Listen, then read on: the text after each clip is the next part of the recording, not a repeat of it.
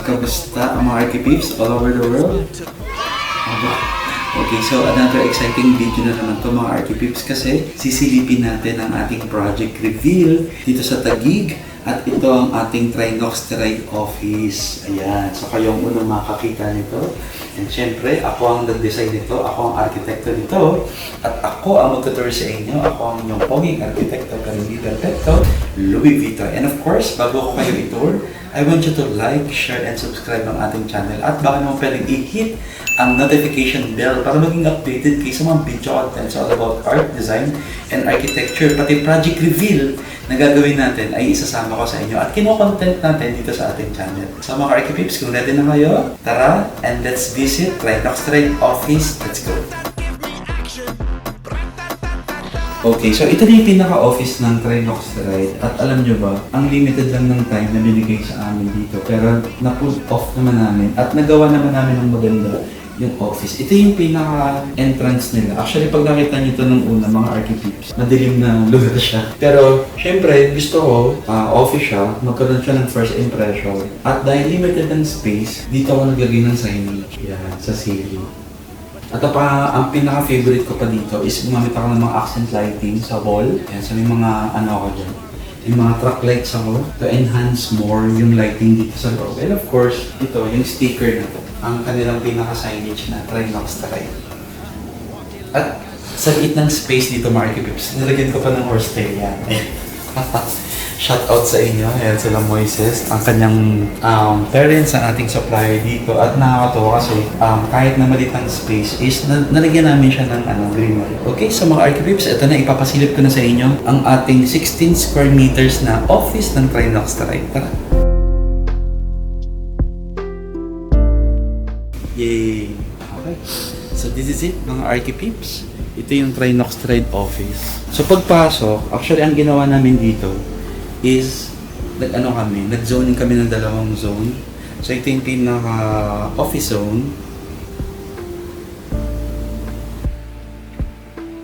Tapos dito naman sa kabila, ito yung pinaka packaging zone. Ayan. Okay, so dito muna tayo sa office zone. Yan. Explain natin isa-isa. So kung makapansin nyo, pagpasok, ito yung pinaka-vlog area.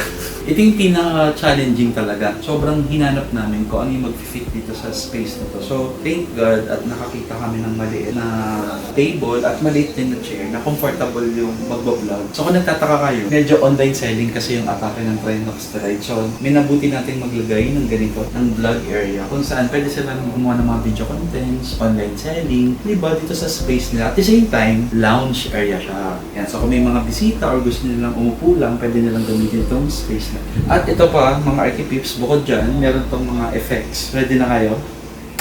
Ito yung ating neon na signage, Trinoxteride The Hair Lab. Yun pala yung nakakatawa dito, so binandingan ko pa. So tinawag ko siyang The Hair Lab kasi dito nga naman ginagawa yung packaging, formulation, and mga meetings kung paano nila i-improve yung product nila. At kapag mag-vlog na sila, itong mga ilaw na to na nasa ceiling ko ay mag-open. Ganyan. O, diba? O, diba?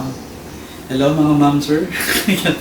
And by the way, shout out po sa inyo, Sir Ramon Sumilang, Ramon Natcher, kasi siya yung pinaka-owner natin dito sa Trinoxteride. So, pinatry niya na sa akin yung product niya. Actually, ito na yung result.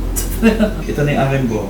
Okay, so off lang muna natin. Okay, so ito yung pinaka-office area, mga Archipeeps. So, dalawang seater to. So, ito, kinustomize namin kasi wala naman talagang table na mag-fit sa mga ganitong maliliit na mga spaces. So, laminated yung pinaka-wood namin. At kami rin yung bumili nitong mga chairs na to. At syempre, ito yung isa sa mga favorite ko. Ito yung mga gold-plated na signage. So, nakalagay dyan, Trinoxteride. At syempre, ang ginawa ko ditong atake guys is industrial yung pinaka-architecture style na ginamit ko dito. Kasi napapanahon kasi ito and gusto ko parang laboratory talaga yung feel. At syempre, hindi siya masyadong formal. Ayan. Okay, so yan siya. So, gumamit kami ng black wall. At ang pinaka-favorite na part ko dito is meron kaming product display. Ang good thing dito sa product display na to guys, cabinet lang talaga yan. Pero syempre, alam niyo naman tayo sa Architect Vito. So, mahilig ako mag-create ng mga possibilities na what if hindi lang siya product na i-display. Gawin na natin siyang accent, gawin na rin natin siyang focal point dito sa space na to. So with that, nag-create ako ng mataas na product display. So, nag-leverage ako sa high ceiling. Ayan. So, ginamit ko yung kataasan ng ceiling para magkaroon siya ng mas mataas na feel. Kahit na maliit yung space, is nag-create siya ng illusion na mukhang malaki yung space dahil dito sa ginawa natin mataas na product display. And shout out din sa stylist natin si Alex. So siya yung nag-feel, nag-style. Di ba ang sarap tignan ano? And even though, yan, shoutout din sa supplier natin dito. Nahirapan sila dyan i-shoot kasi masyadong sakto yung unang gawa. So, nirepair pa yan. Pero, di ba? Ang ganda. At ang good thing dito, pwede din silang mag-content dito sa side na to. Kung gusto nilang mag-create ng mga online contents all about Trinox Direct. Ang ganda, di ba? At by the way, may ano pa ako niyan sa ceiling. Nag-create pa ako ng mga ganyan mga drop lights. Itong mga parang octopus siya, you know? Pero sa mata ko, ang interpretation ko dito sa ceiling na to, ito yung strand ng hair. Yan. So talagang hinanap pa namin yan at nakita namin sa ANS Cubao. Ayan, so shout out po sa inyo. Okay, so yan ang composition dito sa office area. Ngayon naman punta tayo sa packaging area. So sa packaging area, meron kaming ginawa dito parang ano siya, storage zone. Ito yun, yung storage zone namin. So may enclosed, tapos sliding siya for easy access para mas mabilis nilang ma-access at mas store yung mga products nila. At meron kaming mga naka-open. So ito, intentionally, sinadya ko siyang naka-open kasi ito na yung parang kumbaga ready na for packaging. And then meron din ako ditong mga cabinet. Yan.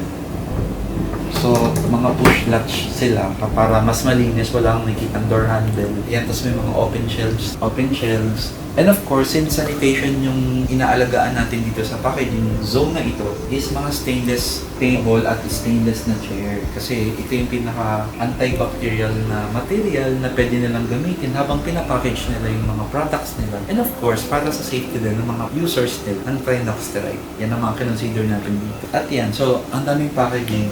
Actually, nung first time kong pumunta dito, mga IT peeps, ang daming box set. Pero nakakatawa kasi this time, mas organized, mas maayos, at mas na-maximize nila yung buong space na ito. Okay, so ito ang ating tour and hopefully, mga IT peeps, nag-enjoy kayo sa ating project reveal sa Trinox Direct The Hair Lab. At shout out sa inyo, Trinox Direct team, and thank you for trusting us na kami po ang hinire ninyo, Vito Associates team, to do your architectural interiors. And shoutout ulit sa inyo, Sir Ramon Sumila. Okay, so yan ang ating tour ngayon. Okay, so mukhang nag-enjoy naman kayo. Okay, so kita-kits sa next video. Thank you for watching, mga Archipeeps. Bye-bye! Ang proyekto mo sa arkitekto sigurado Sigurado magtiwala at makinig Sigurado makipagkapit-isip